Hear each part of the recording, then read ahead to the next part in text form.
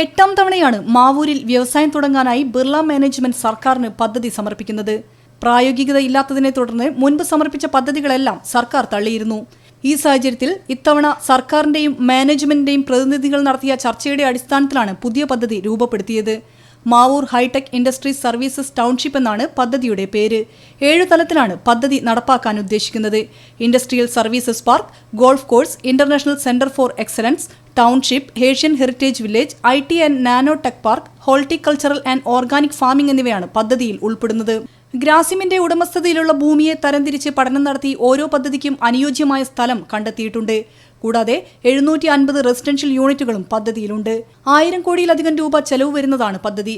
മാവൂരിന്റെ സാധ്യതകളെല്ലാം പഠനവിധേയമാക്കിയാണ് പദ്ധതിയൊരുക്കിയത്. 110 പേജുള്ളതാണ് പദ്ധതി രൂപരേഖ. 638 കോടി രൂപ നികുതി ഇനത്തിൽ സർക്കാരിന് ലഭിക്കും. 16 കോടി രൂപ പഞ്ചായത്തിനും നികുതി ഇനത്തിൽ ലഭിക്കും. ഇക്കാര്യങ്ങളും പദ്ധതി രേഖയിൽ ഉൾപ്പെടുത്തിയിട്ടുണ്ട്.